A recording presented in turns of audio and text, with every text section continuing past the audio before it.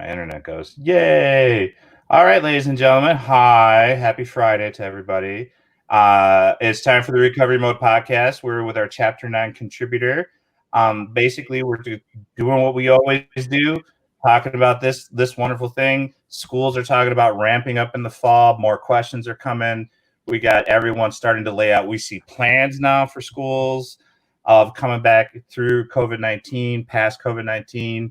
We're still talking about, people not wearing masks out there and health, mental health, physical health, and everything across the board.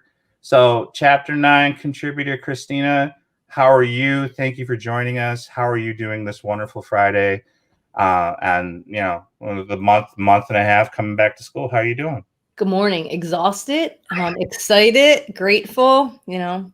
Every day is a new day and it's a gift. So we got to make the best of it. This is true. So now tell everyone who you are. Who is this wonderful person, Kristina MacBury? Who are you? Well, I am a mom of 10. I am a wife. I'm a daughter. Hold on, ladies and gentlemen. That is not a typo. She said 10. I know. I love just stopping at that. And I love saying, and we only have 6 in the house because you can only have 6 when you have 10. Yeah, we're very, very blessed. I'm a friend. I'm a passionate educator. I am an advocate for mental health for all, especially for education and for families, and making sure that they get the services that they need. I am flawed. I am blessed, and I am always striving for my best. And I'm grateful. So that's who I am. And all the other things really don't matter. Excellent. I love the little rhyme you put in there too. So that little rhyme was very nice. I didn't know if that was deliberate or that was just. Yeah. It's, I also want to be a rapper, I think. No skills. I was like, I wish, maybe it happened by circumstance or plan, but hey, that's good. So first things first, I have to ask, because in doing my homework on you, I came across this. So what is this? I saw this, that you are your own podcaster now. What is going on with this? I am, for a little over 18 months, and it's with Michael Levine Epstein. And he reached out to me after an NASSP conference. He was like, "We'd love for you to be our host on education excellence." And it's so awesome. And I know, Robert, you probably feel the same way. I just like talking to people. Yeah. So people get up. Rick was a guest at one point. And we just talk about happiness and finding happiness in schools that leads to excellence. So I get to talk to so many cool people. I get to promote programs that I know are really awesome. Like one guest that's on there all the time is Flynn Scientific, and I'm a biologist by trade. And so everybody's like, what does Flynn have to do with happiness in schools and those social emotional learning? I just love finding those alignments, and it's really cool. It's just a passion of mine. Not to blow smoke, quote unquote, but was Dr. Jetter the most favorite guest you ever had, or was there somebody better? So for real, Dr. J was, he was my second guest. He was my first ask and my second guest, because, the first time I saw Rick talk, I was like, we're going to work together. I walked up to him and I said, we're going to work together. And we've been working together ever since. I just felt an instant connection and alignment with him. But my favorite guest actually was Annie Sleece from NAMI. She is the executive director of advocacy for them. And so that podcast just got so much reach in terms of resources for students and families. And so again, that aligns with my passion. So I think she'd probably be my favorite. Yeah, to echo Dr. your talk on Dr. Jetter, we never met. Our relationship was completely online, and it's through Twitter and Facebook, and we only first met like 2 years ago at an when ASCD was in Chicago, and we've had a relationship pretty much through Twitter and Facebook and phone calls and stuff for going on 4 years. That's awesome. I got the goosebumps because I also forgot to say I was a SAP. Oh, there you go. But yeah, we just connected 2 years ago physically, face to face, and it's just like, having that PLC and having those people online and having that tribe you follow is always a good thing, because you never know what's out there unless you put yourself out there and try to get, absolutely. Yeah, try to get, you got to find your tribe. And I found my tribe with you guys. I think Eric Nichols put it out. I don't know if you saw it on Twitter that we're the Justice League or superheroes and stuff. And I'm just like, hey, I'll take that. I'm like, that's fine. Absolutely. It feels so good to be aligned with people that are like spirited, the same thinkers, but at the same time, not everybody thinks the same. I had put out a question about wearing masks in school and logos the other day to the PLN out there. And I had my very strong stance on it, but it just didn't feel right. But I knew people were going to have very different opinions, and I respected and trusted you all. So putting that out there, felt good, because then I'm like, okay, I trust them, I respect them. And not having that really keeps us isolated. So you're right. It's just so awesome. And we don't have to agree on everything. Right. And I think it really keeps us all grounded, so we can actually just text or a phone call or a tweet or a Facebook post or whatever, Facebook message later. I mean, we can always find somebody to, what do you think of this? What do you think about this? How do you think this is going to be? And someone's always going to be there to be able to give, like, our sounding board, to be able to give us some background feel on, what we're thinking about. So, yeah. And that's the thing with Rick and Rebecca too. Like, there's not many people in the world or in education that can really get people to surround them like that. So I really respect them, and I'm really grateful to be alongside you all. Me too. So, mental health and trauma programming. So what was your ideas and everything else when you came to develop this chapter, this contribution? So, I've been in education for 24 years, 17, 18, 24 minus 7, I can never remember, as an administrator. And the majority of that time I was in turnaround education in large comprehensive high schools, and I was really good at it. Always had a heart, always was. I mean, in Philly, I was called the hugging principal. Okay. Let that settle in for a second. And it really bothered me at first, because I'm like, I'm tough. I'm a Philly girl, and I'm straight Philly. Right.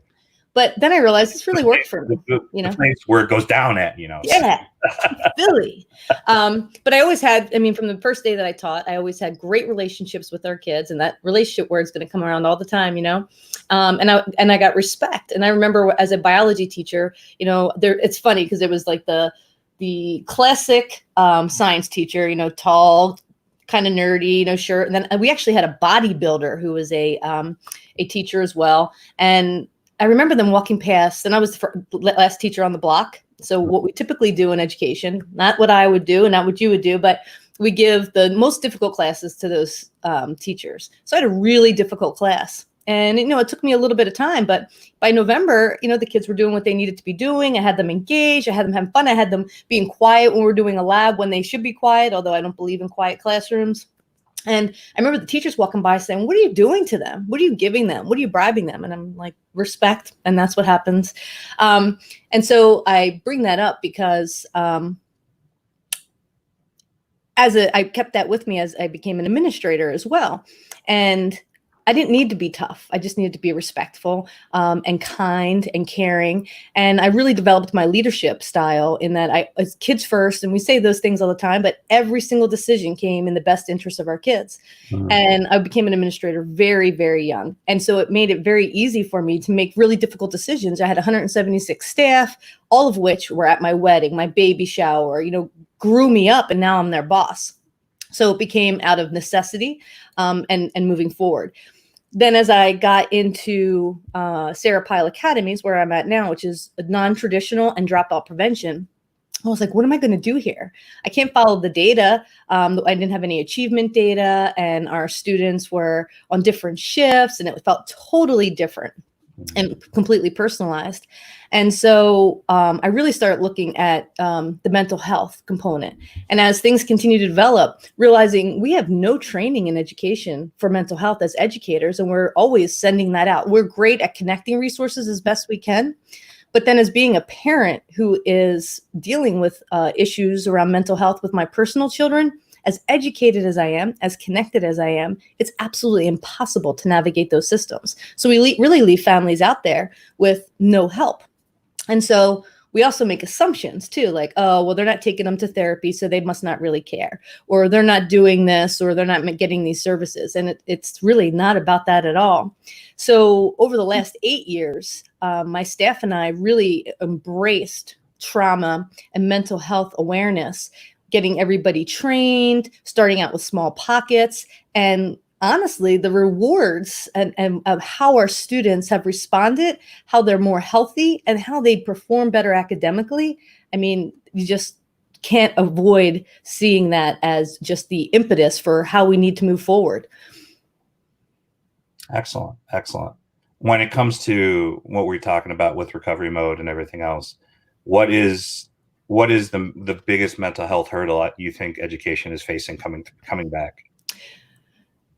A couple of things. One, being educated and knowing the difference between mitigating the trauma that everybody has been exposed to right now. I mean, this is global. Everybody has some trauma, and whether or not that trauma is something that causes an adverse effect or not, is yet to be seen. And everybody's going to be different. Crises don't always equal, or trauma doesn't always equal some kind of mental health challenge. And for many of us, it doesn't. And then next, balancing that with being able to be educated enough to know the signs for when a student is in crisis, and how to move forward while we're navigating all of these other things at the same time. It's going to be a heavy lift. Definitely. Do you think it's more now when looking at COVID and looking at what we've gone through as a global community when it comes to education or whatever, who is more I don't want to say traumatized, but who is worse off? Do you think it's going to be the students or the educators or a combination of the both? Like if you're going to put everybody. Yeah, it's definitely everybody. I mean, even just going through the pandemic and remote learning, having those awesome conversations with my staff staff that their spouses were losing jobs, staff where their families were affected personally by COVID in other ways, either having somebody who'd fallen ill or is compromised, and they were absolutely panicked because they were afraid of their contribution or otherwise. Students the same way. I mean, depending on where students have been affected in so many different ways, and I totally understand the need for socialization and bringing them in. But many of our students, my personal student, didn't even my personal child, Kateri, she's like, I don't even know how to engage people again. It's been so much time where we've been away from people and only on social media that I feel awkward around people again. Our kids are going to feel awkward. Our staff is going to feel awkward. When I walk in the building, I feel different. This has changed us all very profoundly.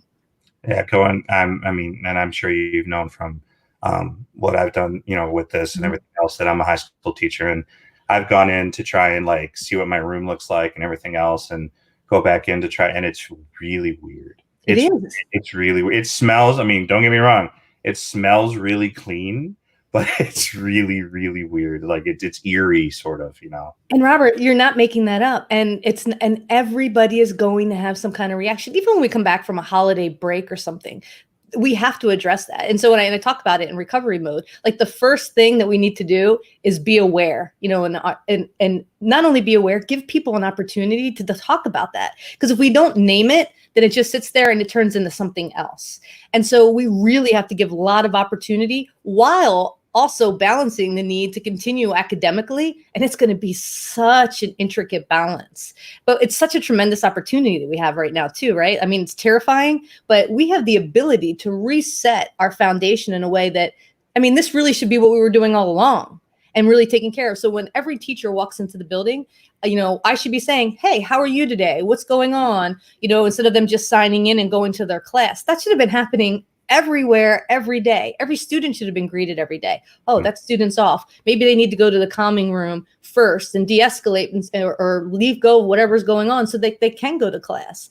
So we can set that up now as we recover and re-enter and make that the way school is. Because if not what's happening today, there's going to be something else that happens tomorrow, 6 months from now, 5 years from now, 10 years from now. It's life. That's what happens. Definitely. And it's I think we've talked about it in previous podcasts, is that it's going to be either the worst year or the best year where you can actually take education and we could literally revamp everything and flip it on its head and make it so much better than it ever has been for years and years and years, and really break the status quo and really make it so the kids can actually learn and use this as a stepping stone in a way to, because you have to acknowledge we haven't been in a building for 6 months almost. We haven't been there. Nowhere ever has there been precedent that, we've been gone for 2 weeks, 2 months, 2.5 months during the summer, but never in the history of education have we ever been gone for 6 months.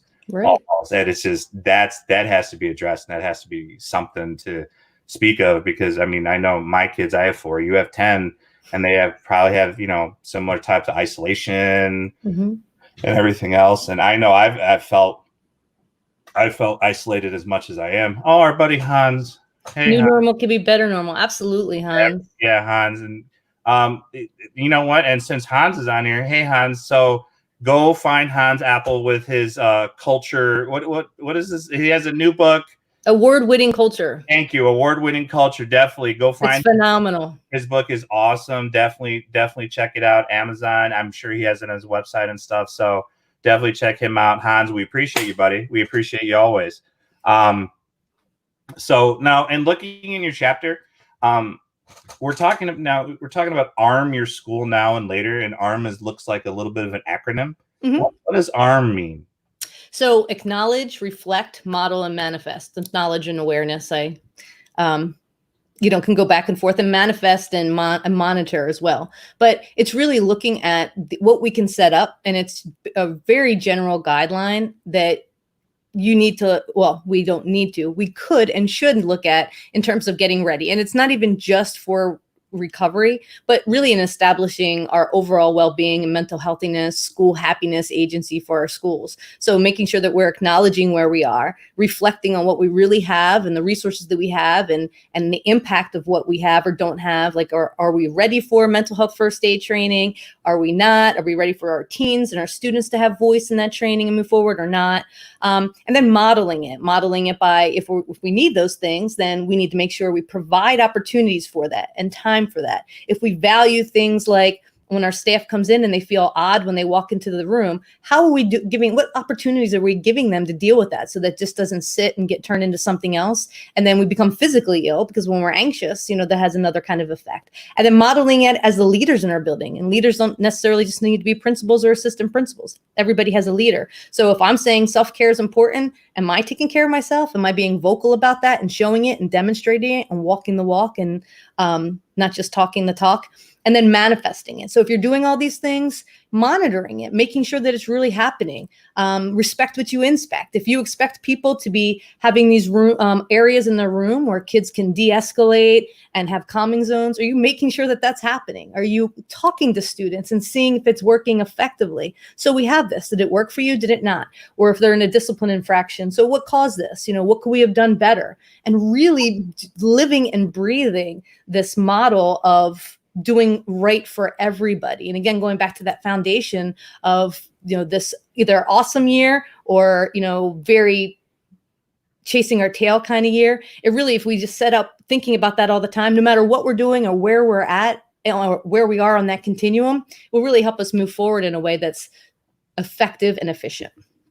Definitely. I just think if people was more proactive instead of reactive, like, I hate to say our country, but, more proactive against all the things that have been happening, I think we would have been more prepared. Well, you brought it up in the very beginning. I don't know if we were talking before we went live or not. How do you feel about these videos that are coming up when it comes to people refusing to wear masks? What's your idea? Because we were talking about it a little bit. We didn't really get a chance to dive, but how do you feel about that? So I have 10 kids, as you know, and each of them have different feelings and thoughts. And two of them in particular are taking that really personally. And I very much agree with them. I think that we all have rights, but we also have the right to take care of one another. And if we can do something that's going to help somebody else, and, always in the best interests of not just my professional and personal kids, but all kids and everybody, then we need to do that. I think that we're really stuck nationally right now in trying to figure out who we align with politically, and then based on that, how we're going to move forward with everything else that we're saying and doing. It's frustrating. It's disheartening, but I really also try not to judge, because I realize that this is coming from a place where there's a lot of other things. And that's the message I try to keep giving my kids between this and Black Lives Matter. I mean, they just want to take everybody off their list. Anybody who supports anybody that they don't, they're like, I'm cutting them off. And I said, yet that's not the answer either. You don't have to do that. And you can agree to disagree. And I know that completely uncategorically does not align with you right now. But at the same time, there are lots of other circumstances for people to come to the decision. So you also need to be open and maybe give people a little grace. but don't hang around with people that are not wearing masks. We got to be healthy and take care of ourselves. And it's okay to prepare and take care of ourselves, to step back and say, you know what, this does not make me feel comfortable. And if you're not going to do that, then I can't be around you. And it has nothing to do with the person. And I love you, but I need to take care of myself and my family. Definitely. I mean, I don't know about you, but with teachers, I'm looking for like any masks that I can style, like different outfits and stuff. Like I can wear this on good days and this on bad. So I'm trying to make the most of it, but I would have unique masks, not, I'm no offense to the people who make the blue scrubs nurse mask, but it's like, if I'm going to be wearing this for a while, I got to have some style with it. I got to have some swag. I got to go. I need the mask with my mouth out. Like I keep saying to everybody, like, I'm smiling. I really am. Like I hate not being able to see other people smile. You got to, and that's the thing. Now you have to talk with your eyes, and you're wearing glasses. I don't know if you've done it. I actually had to bite the bullet and get contacts because I can't do this fogginess. I can't do this fogginess. You talked about that on every podcast. I am the same exact way. And so I just put my glasses up and I can't see. Yeah. But here's another thing, Robert. I got to be honest, completely transparent. When I wear a mask, I can't see or hear anyway. I don't know what that's about, but I'm like, when my mask is on, I feel like I can't see and I can't hear. I'm like, what? My wife particularly, she's like, "What? You have a mask on. You don't have earphones on. Why can't you hear?" Well, and that's the thing too, is people have different reactions, and also people have told me, okay, so if you tuck the mask in up here, under your glasses, yeah, it's like this or that. I'm like, that's too much. It was too much. It doesn't work. I had to get contacts, and don't tell Dr. Jetter because I had to get progressive lenses. I feel old. So I have not gotten there yet, but I'm getting very, very close. I turned 46 this summer, and I have a feeling I'm 46. See, it's right there. I know. Last time I went for my doctor's appointment, she was like, "Do you want progressive?" So technically, I guess I do have them, but I haven't needed to go there yet. It's just like you have to go there, but if not, it's like it's right on the precipice, right on exactly right on the cusp. Is like the old look, ladies and gentlemen, being older stinks. It's a real thing. It's a struggle. And extra points for prepuces. I love that word. Yes, definitely.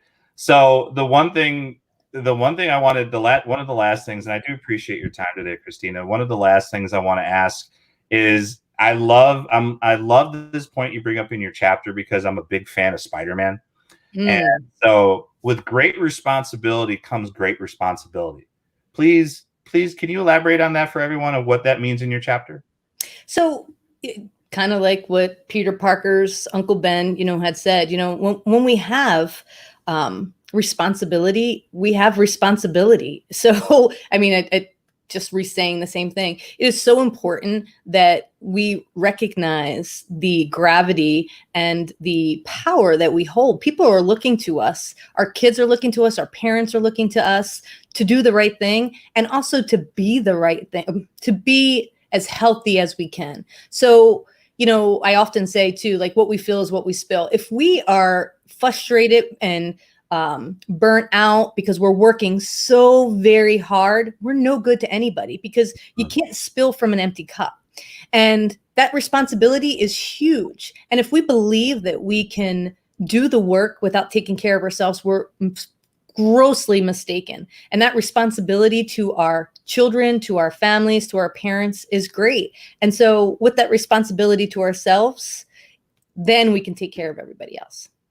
Definitely. It's just, we gotta keep looking out for each other and ourselves. And absolutely. I think teachers are one of the ones that will always give and give and give, but never 400%. Never take a step back and be like, wait a minute, I need to take a break. I need to rest. I need to do whatever I need to do to recharge, because, coming back from all of this, we're going to need all of our wits above on us and everything else. So, and I just want to follow up on that real quick. And I told you, Robert, I could talk for forever. You would never know I had a stressful day yesterday. But one of the things with my staff is I've always found is having the ability for your teachers or your other administrators to trust you when you say that. It's always so comical to me, especially if, a new teacher comes along or a new group of folks that I work with. And when you say that, you're like, you got to take care of yourself. I mean that. And that comes back to the manifesting as well. But people don't believe that you actually mean that, especially in education and especially teachers. So again, that's a super huge point for me in terms of that modeling, and that we are if you say that family is important, and I use this example all the time, and that you want your everybody that, family comes first and then school, but then our policies aren't aligned in that, where kids who are in kindergarten, teachers' personal kids, they can't go to the first day of kindergarten because it's also the first day of regular school. And so instead, we need policies that say, okay, well, we can work this out, or, you don't. Well, I know in many districts that I've worked at that you can't even take off in the first week of school, or it's considered job abandonment. Right, well, right. That policy does not align to what we're saying. And so after about 2 months, after people have been with me, they're like, hey, wait, you mean that? And then people are able to come and say, you know what, I really need a break right now, or I need to use the bathroom. Can you cover my class? And that is huge. And we really need to do more of that. Definitely. So I just want to bring up Hans. We see you, buddy. So I can more than happily make bumper stickers for you. That's not a problem. And Kristina can get the royalty. And then whatever your next book is, I want the foreword, and that will be the title of the foreword. I will write it for you. That's not a problem. You're an awesome author, so I know another book is in the works, but I will write the foreword, and that will be the title of the foreword. So we got you, buddy. And yeah, I use that in every presentation I do, and it's a chapter in my book that's been a year and a half coming, and I don't think it's going to come out because it was Happy Schools, and I think right now it's going to change to Healthy Schools, because I thought, oh, this would be great. COVID be a great time to work on this. Mm-hmm. No, I didn't even have the time to work on anything except my tan, because I was able to do all of my Zoom conferences for my deck. And but other than that, I'm like, and Dr. J is like, Chris, you should be working on this. I'm like, okay. I have 10 kids at home at school, and I'm doing school. That is not going to happen. Mentally, I mean, that's the thing. Mentally, it's been so, like, I have to really motivate myself to get up and like get work done. I mean, my 4 are a handle, but it's just getting up to open the computer and actually like lesson plan or research and everything else, and do the stuff I need to do to be successful, to say, okay, I accomplished something. But it's so hard to do that every day. And it's just, you have to really get going and everything else. And I think I was starting to feel isolated a little bit during this time, but coming out the other end. I'm in Chicago, so we're in phase 4, and one of my favorite cities. But the problem, now I can go into a Portillo's and eat. I don't have to wait in the long line. I don't have to wait in the long line. And like yesterday, I was driving through, and the Starbucks was wrapped around the corner and the corner again. And I'm just like, what are they serving today? It's Starbucks. It's coffee. And it was 1:30 in the afternoon. I didn't understand what was going on. It's just getting to the point. It might have been double points day. You know what? For teachers, at least. I mean, it's crazy. Robert, you brought up another point, and sure, go ahead. I think teachers had a hard time figuring out victories in regular classrooms, typical classrooms, normal classrooms. They knew when they felt successful, but you guys were not feeling that exact same connection. And that's something else that we need to address going back into recovery as well, because, there may have been days where you barely got a kid to engage. Does not mean that you were not working or that you were not successful. So shifting the bar of what meant for success, or what success really looked like, that really knocked a lot of people down. I know for my teachers as well. I mean, a couple of times there were a few days where they didn't talk to anybody, but they had done all this other work, and then that they were rewarded later because of all the work that they were doing. But they were really, really down. There was lots of coaching conversations and counseling conversations around that. And that's going to matriculate into the new year too, because people's confidence levels have been totally shook up. Definitely. And one of the things is that, like you were talking about, it's like I can do all the work with lesson planning all day, but the engagement that I get from the kids, and to be able to, have that face to face, I was, 20% engagement on Zoom calls, or 25%, where I should have close to 90. It was difficult at a time. And it was just, It was those things where, I had to try and find other ways and do other things. And not a lot of people were helping, but, you're trying to find things to help make it work. And hopefully coming back, whatever it looks like, we all can try to gel into that new framework of what it's going to look like in the fall. And we haven't gotten our plans yet, so we'll see. We're waiting on pins and needles. We're just like, we all know it's going to be a hybrid something. We just need to know what kind of hybrid something is going to look like. Yeah. Well, the reality is, even if everybody went back full time, we still have to provide access and opportunity to those families that just are not ready. So You're right. There's hybrid. There has to be hybrid everywhere. It has to be hybrid everywhere. So look at the time, and definitely, Kristina, I know I can let you go, and we be on here for an hour and a half, and I would love to, but I have to keep to the time frames of the book and everything else. But before we go, is there anything you want to plug? The podcast, any social media, anything you're working on you want to plug where people can find you? No, I just love really, really, really, really am grateful to be aligned with everybody in this work. I think that the recovery mode is a great resource for folks to just get some insight and to connect with people that have really worked in their lane and what they really are good at so that they can be that expert without being an expert. I think that these calls, I really appreciate the work that you're doing, Robert, and taking time out to do this each week. It's just such a really phenomenal opportunity. It feels really good again to be aligned. And yes, she is biased. She's a little biased, I think. Mm-hmm. And Sherry just accepted a principalship at Sussex Academy in Delaware. So we're two principals in the house again. So that'll be very interesting coming into the year. So she's going to be setting the world on fire and doing great things for kids. So yes, I'm going to plug her right now. But yeah, and I can't wait to see what we do. And I just am really hopeful that this opportunity that we have, this responsibility that we have, that we are doing right by kids. And I know that we can do it together, better together. Definitely. So for everyone interested, the Education Excellence Podcast is an Apple and Google Android podcast. You can search it on your many providers out there if you wanted to take a look. Recovery Mode is the 158-page ebook that is available on pushboundconsulting.com. This is the book that we're talking about. Kristina was our Chapter 9 contributor. Definitely, this is for somebody, even if you're not in education, if you have children in education, if you have children going to school, this is something for everyone. We encourage everyone to go to pushboundconsulting.com, download this to whatever electronic device you're using, tablet, iPhone, Android, whatever the case may be, your laptop. Please give it a read. This will answer a lot of questions. We don't have all the answers, guys, but we are definitely starting to ask some of the questions that people are talking about right now in COVID. Definitely for administrators out there, definitely take a look. These are some people are searching, what should I do now? This is something that can help you figure out what should I do now. Kristina, wait, hold on. We got one more before we go. Hey, and definitely, Hans giving us a thumbs up is always appreciative. Thank you, Hans. We appreciate you, buddy. Robert, can I say one more thing real quick? Sure. With mental health first aid, if anybody is having any issues, remember, if anybody says anything relative to suicide, never, ever take it with a grain of salt. Always take it seriously. Or if anybody just needs to chat, the mental health chat line is text 741-741, and they're available 24/7. So that's a resource for everyone, everywhere. Excellent. Thank you so much, Kristina. So basically, we got one more. Hi, Amanda. Definitely have a great day for you as well. So everyone at Pushbound Consulting for Recovery Mode, my name is Robert Knowles. This is our Chapter 9 contributor, Kristina MacBury. Definitely, what are you guys doing out there to push the boundaries of your classroom, if it's in a real classroom or virtual? And just remember, we are doing it for all our students. We're here for our kids every single day. Kristina, pleasure as always. Thank you so much. Right back at you. Have a great rest of your weekend. You too, everyone. We'll see you next week.